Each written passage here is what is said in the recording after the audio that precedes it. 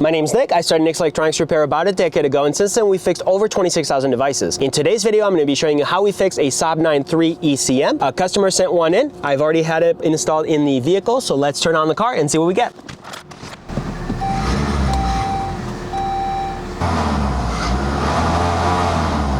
All right, so it looks like we're getting a lot of white smoke. Let's cut it off. I do have my laptop connected to it, so let's check out the codes. And we can clearly tell that we have triggered code number P0301. So let's go ahead and remove the ECM from the vehicle and we'll start our repairs. First thing I want to do is take out our 3 T15 screws.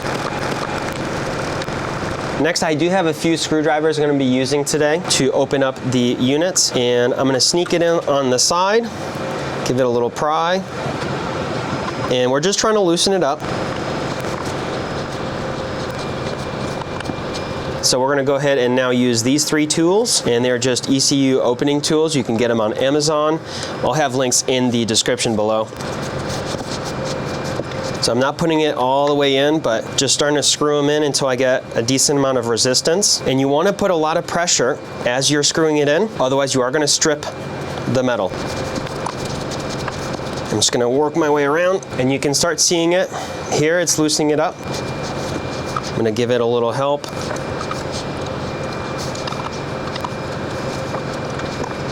All right, we'll keep going. All right, and I think we got enough.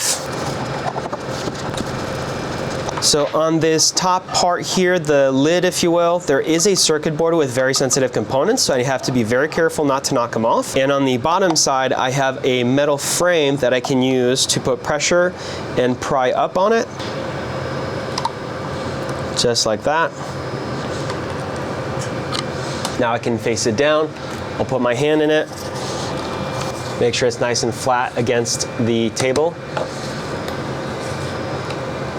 And there we go. So this is the metal that I was using to put pressure and pry up. Now when opening these, the goal is to keep the lid as flat as possible. We do not want to warp it or bend it. And the reason for is because we have 2 BGA type chips right here. BGA meaning they are ball grid array, means that they sit on a ball grid array.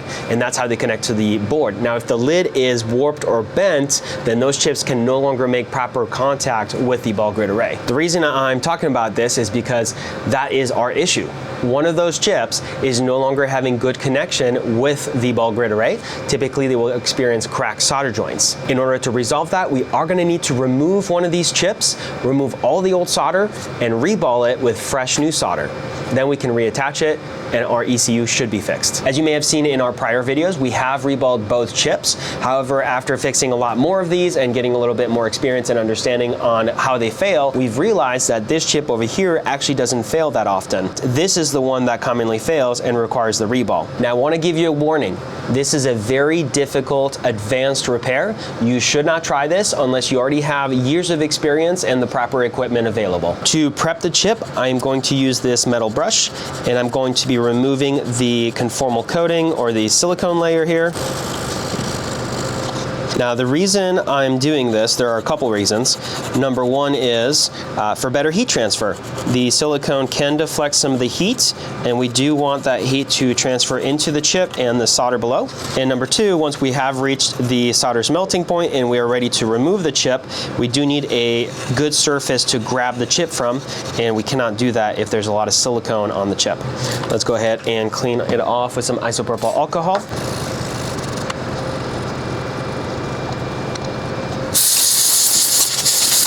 Okay, and the module is now ready for the rework machine. The reason we use this machine is because it is able to very precisely heat up the bottom and the top of the chip simultaneously without damaging the rest of the board. We are now going to give the machine about 7 minutes to reach the solder's melting point. We've just reached the end of our profile and should now be able to lift the chip off, revealing that ball grid array below. To help remove the old solder, we're adding flux, and we'll do a first pass with the iron to remove the bulk of it.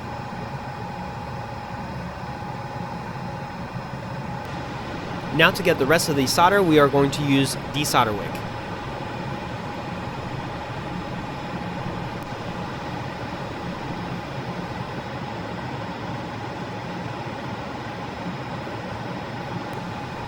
And finally, we can clean the area with isopropyl alcohol. Next, we will perform the same process with the processor chip.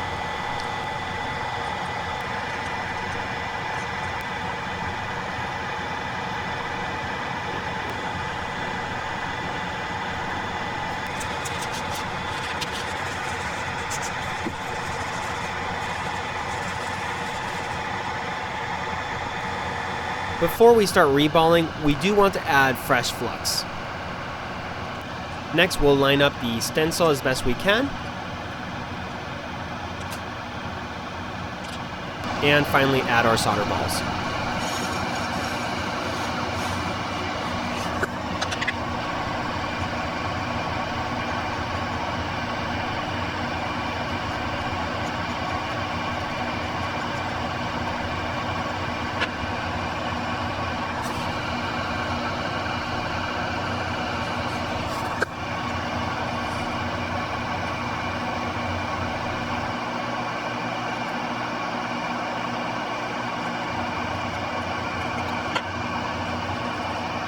Now, to attach the solder balls, we are going to use our hot air station to heat them until they become liquid and attach to the chip.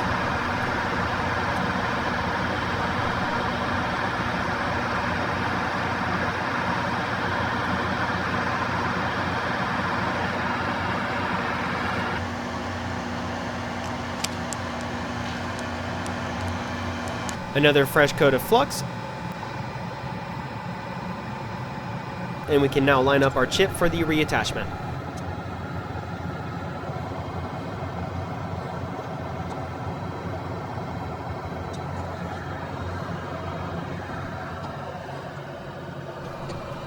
We're going to run the same profile one more time until the chip attaches itself to the board.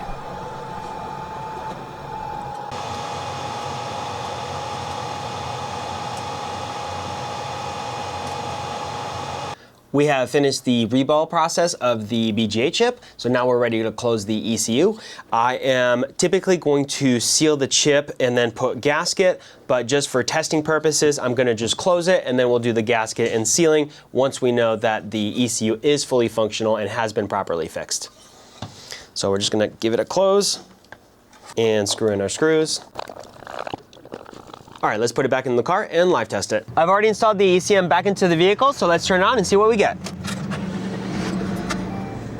All right, the car turned on pretty smoothly and the exhaust is looking clear. Let's do a quick check with the OBD Wiz, make sure we're not triggering the P0301 code anymore. And it looks like we are not triggering that code anymore. All right, at this point, we're gonna close it up and go ahead and drive it for 50 miles. Make sure that we are still not triggering that code, and we'll be ready to seal it up before we ship it back to the customer. I just finished testing the ECM across 2 different trips for just a bit over 40 miles. Everything's working properly. If we check the exhaust, we no longer have any white smoke, and we also are no longer triggering any fault codes. At this point, I'm going to confirm we have a successful repair, so we'll go ahead and seal up the ECM and send it back to our customer. If you have an ECM that you would like to send in for us to fix, we offer flat rate services, which are available on our website. I'll have links in the description down below for that. Otherwise, if you found the video helpful or useful, leave us a like, subscribe for more content, and thank you for watching.